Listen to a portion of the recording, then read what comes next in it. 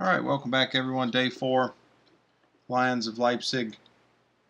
As we're recording this, if you're on a race team, you're probably weeping and wailing because there's a cap on the maximum speed, but hey, that's no big deal. I don't mind at all. At least they're taking seriously trying to get rid of cheating. That's how I view it. So anyway, let's carry on. Lions of Leipzig, see what we've got.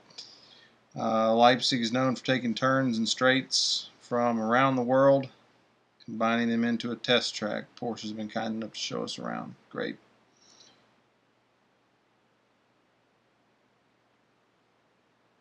Corkscrew from Laguna Seca on the dynamic circuit, and it's a speed snap. I think I commented yesterday that I think this is just about the most worthless speed snap on the game, because if you try more than the least little bit, you will beat it by,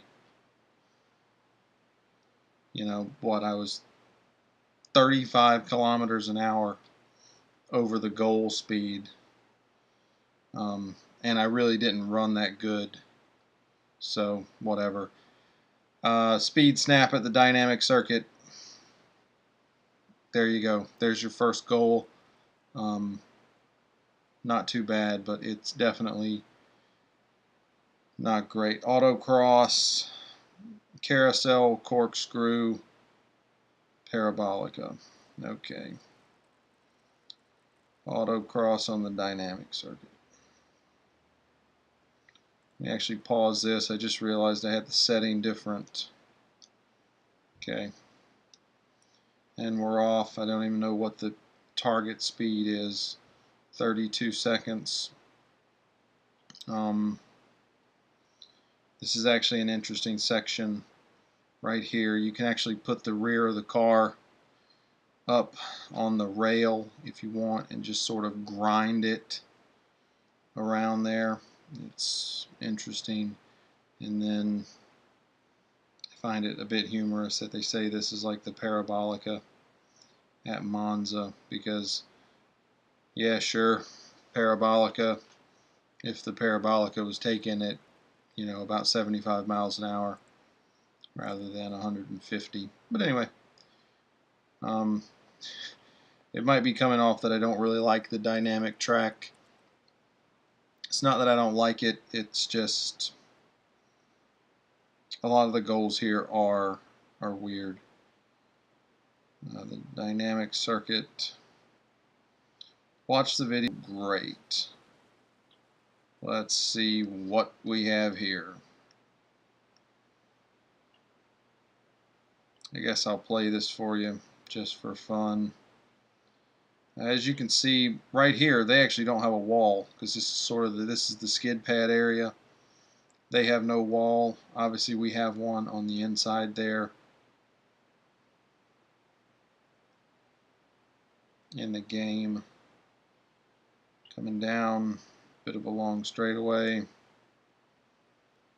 Not actually sure why why those cones were there. Coming around, you can see the barriers on the side, across another section of track, down into the carousel.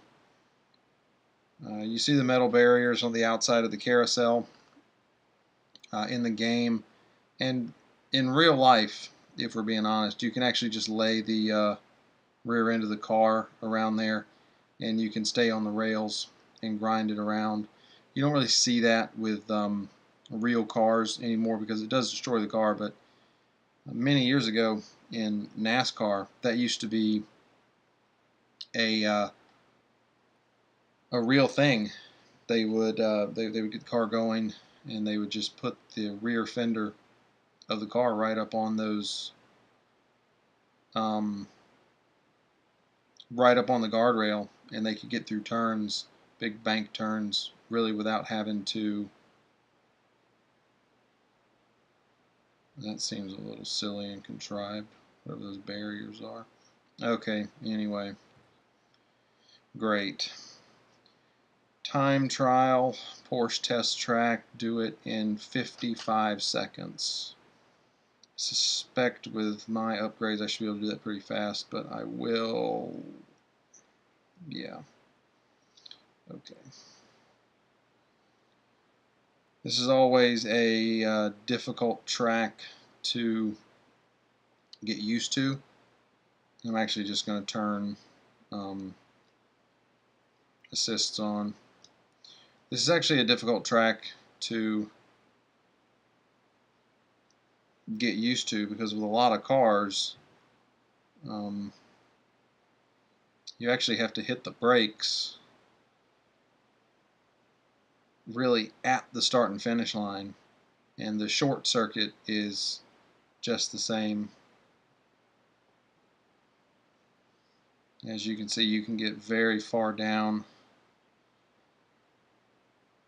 on that section through the carousel, up through the corkscrew, down through the section that is allegedly the carousel, and through a few little twists. And I actually forgot to slow down there. I probably should have. A lot of times what they'll do with these time trials is they force you to beat your time, which I guess I could do, but it may actually take a little bit of effort. Let's see how everybody here is done. Okay. Onwards we go.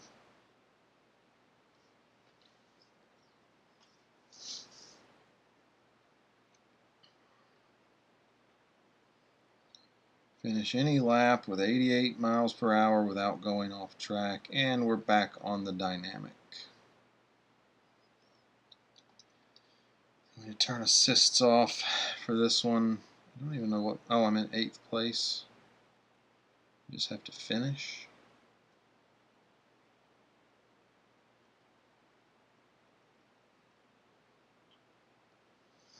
You saw me sort of tapping the accelerator.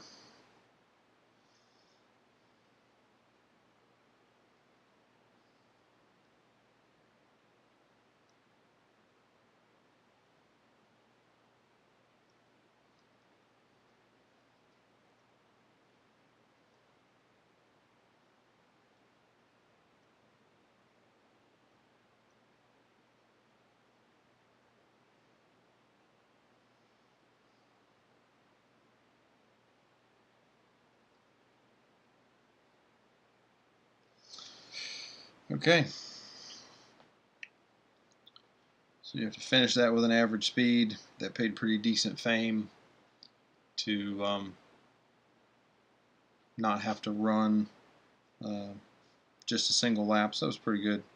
If you actually wanted to go back and do it again, you'd have to run all the laps. So, and continue.